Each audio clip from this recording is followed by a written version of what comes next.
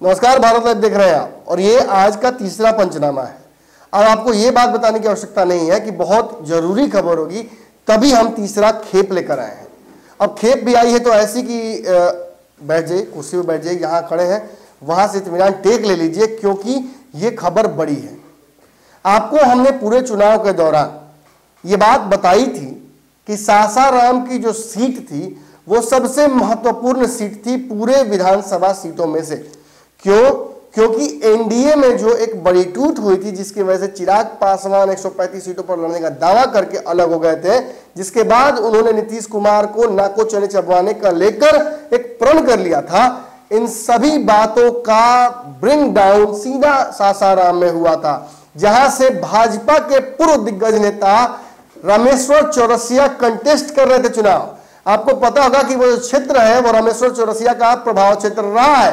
कभी नोखा से कभी अन्य जगहों से वो जीत कर आते रहे हैं, लेकिन भाजपा के कद्दावर नेता नरेंद्र मोदी की टीम, नरेंद्र मोदी को प्रमोट करने वाले नेताओं की लिस्ट में शुमार रामेश्वर चौरसिया एकाएक टिकट पाने में भी अक्षम हो जाते हैं।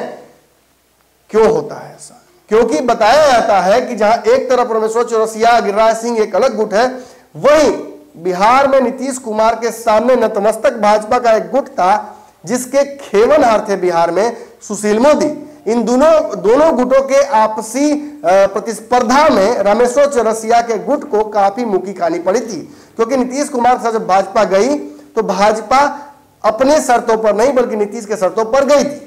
लेकिन अब जब भाजपा की सीटें बढ़ गई हैं तो ऐसे में भाजपा बिहार में बड़े भाई बनने की भूमिका में है, लेकिन नीतीश कुमार की आवश्यकता भाजपा को पड़ रही है, क्योंकि सरकार चलानी भी है और बचानी भी है। इसलिए नीतीश कुमार के कुछ बातों को मानना पड़ेगा भाजपा को, जिसमें से एक सबसे बड़ा खूंटा है कि चिराग पासवान की एंट्री एनडीए में नहीं होनी चाहिए।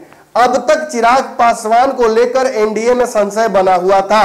ये बातें तय थी कि हो सकता है कि उनकी एंट्री केंद्रीय मोदी मंत्रिमंडल में भी हो जाए और बिहार में भी वो सत्ता का हिस्सा बन सकते हैं, भाजपा ऐसा दबाव दे सकती है। लेकिन भाजपा में इसको लेकर दो राय है। अब बात यहां यह है कि हमने आपको कुछ दिनों पहले यह भी बताया था कि भाजपा में गुटबाजी चरम पर हो गई है। अमित शाह इससे नाराज हो गए हैं। इन 4 गुटों का पावर सीज किया गया है और हमने आपको दावा करके कहा था कि इसके पीछे सुशील मोदी का हाथ है और अब सुशील मोदी का कद फिर से बिहार भाजपा में बढ़ना शुरू हो जाएगा। और जैसे इनका प्रभाव शुरू होता है वैसे ही कई दिग्गजों को नतमस्तक होते हुए आप देखिएगा भाजपा में। ऐसे में क्या हुआ कि सबसे पहली बात जो हुई वो ये हुई कि लोजपा का भविष्य एनडीए में अंधकार में चला गया पूर्णतः। ऐसे में जो नेता इस इंतजार में थे कि कुछ अच्छा मिल जाएगा, एनडीए सरकार का हिस्सा बन जाएंगे, ये आने वाले समय में चिराग पासवान की राजनीति और सुधार लेगी, आगे बढ़ेगी, उन सारी संभावनाओं को खत्म होते हुए देख और प्रदेश में लोजपा के जो क्रियाकलाप है उनको जीरो देखते हुए कई लोग इस पार्टी को छोड़ने की तैयारी में थे, कई ने छोड़ भी दिया। हम आपको केशव सिंह का एक इंटरव्यू दिखाना चाहेंगे जो हमने थोड़ी देर पहले उनसे लिया है। क्यों लिया है ये पहले बताता हूं आपको। क्योंकि रामेश्वर चौरसिया जो कि दिग्गज नेता थे, जिनकी चर्चा में तब से कर रहा था, उन्होंने अभी अभी इस्तीफा दे दिया है लोजपा की प्राथमिक सदस्यता से। कागज पर अपने ही लेटर पर देख लीजिए कैसे उन्होंने, ये लेटर जो आप देख रहे हैं स्क्रीन पर, ये एक्सक्लूसिव खबर है, सीधे तौर पर भारत लाइव को ही उन्होंने भेजा है और भारत लाइव के माध्यम से कई लोगों को मिल गया और वो दावा कर रहे हैं कि एक्सक्लूसिव उनके पास खबर चली गई है। ये दावा हम कर रहे हैं कि रामेश्वर चौरसिया से मेरी बात हुई है, उन्होंने ये व्हाट्सएप मुझे भेजा, गलती से ये व्हाट्सएप किसी और के नंबर पर चला गया जो कि पूर्व में भारत लाइव के एम्प्लॉय थे और इस वजह से वो दावा कर रहे हैं कि एक्सक्लूसिव खबर उनके पास है। अब इस खबर की अगली कड़ी, क्योंकि मैं केवल ब्रेकिंग खबर देने यहां नहीं आता हूं, मैं बिहार की राजनीति का चीरफाड़ करता हूं और अभी जो खबर मैं आपको देने जा रहा हूं वो खबर सबसे बड़ी है। बिहार में चिराग पासवान की पार्टी के 26 लोग कुछ दिनों पहले छोड़कर चले गए थे, जिसकी अगुवाई केशव कुमार ने की थी। केशव जी बिहार में लोजपा के महत्वपूर्ण पदों में से रहे हैं, लोगों में से, और वो रामविलास पासवान के साथ जो संस्थापक सदस्य थे उनके एक हिस्सेदारी थी। लेकिन पार्टी से नाराज थे। नाराज इसलिए थे क्योंकि चिराग पासवान की कार्यशैली पसंद नहीं आ रही थी और पार्टी का भविष्य गर्त में जाता देख रहे थे, इसलिए इस्तीफा दे दिया।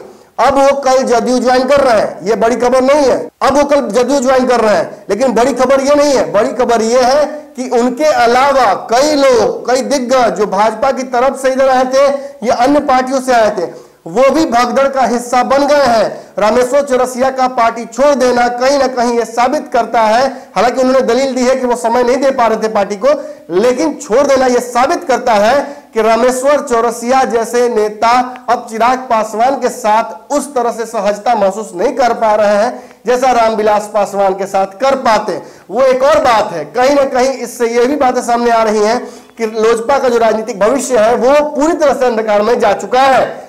अब आप देखिए केशव कुमार का ये बाइट, देखिए किस तरह से वो दावा कर रहे हैं कि रामेश्वर चौरसिया उस कड़ी का केवल एक हिस्सा है, अभी कई विकेट और गिरने हैं। देखिए क्या कह रहे हैं वो।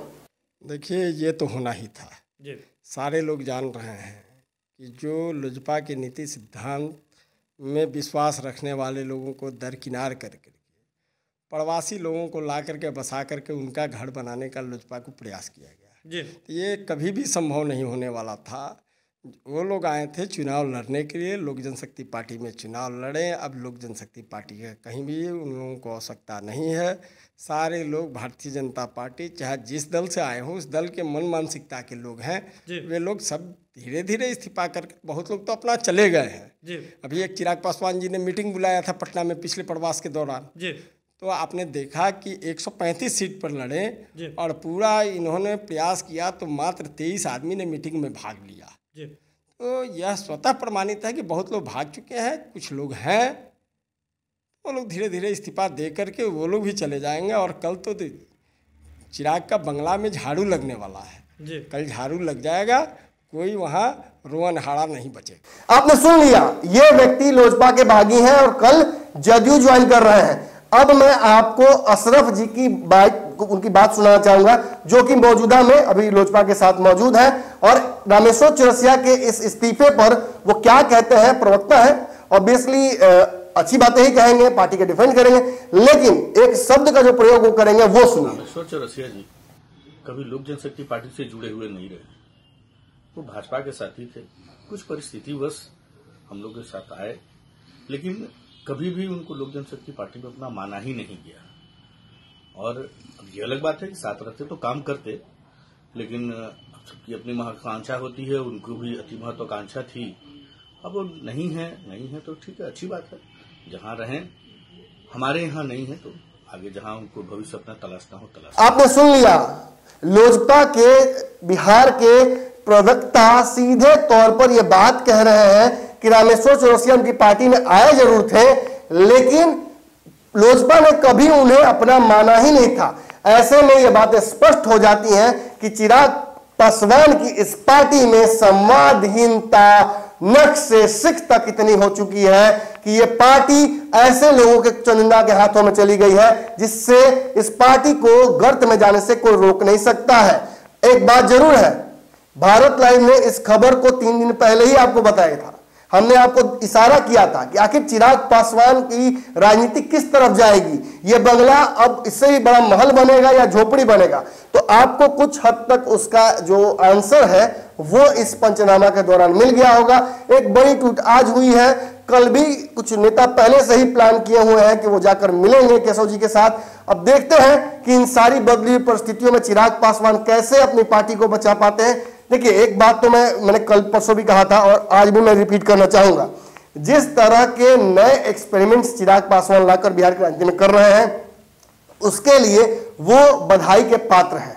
उनको हमारी तरफ से भी, बिहार की राजनीति को समझने वाले लोगों की तरफ से भी साधुवाद है, लेकिन मौका और दस्तूर और टाइमिंग जो है उनकी वो बिल्कुल सही नहीं है। ऐसे में सारी प्रतिभा धरी की धरी रह जाती है। आपको पता है कि पूरे चुनाव के दौरान जिन लोगों के साथ चिराग पासवान घूम रहे थे उन लोगों की राजनीतिक बौद्धिक क्षमता पर भी हमने सवाल खड़े किए थे, लेकिन अब पछताए होत क्या जब चिड़िया चुग गई खेत। पंचनामा की अगली खेप में आपसे मुलाकात करेंगे, इसी तरह से खबरों की चीरफाड़ करेंगे और सेमलेसली करेंगे। जिन्हें दुख लगता हो वो बाबा से संपर्क कर सकते हैं। धन्यवाद। अगर ये वीडियो पसंद आई और वह बिहार के राजनीति और बिहारियत से सरोकार रखेनी तो सब्सक्राइब बटन दबा के चैनल के सब्सक्राइब कर ली। ओजे एगो घंटी बा, ओकरा बटन दबा देला से कुल सटीक और मारक खबर रुआ मुफ्त में मिल जाई। अगर रुआ पत्रकारिता के हमनी के नया प्रयोग में सहयोग कर चाहतानी तो ज्वाइन बटन दबा दी। पेटीएम नंबर नोट कर ली 9386816700। धन्यवाद।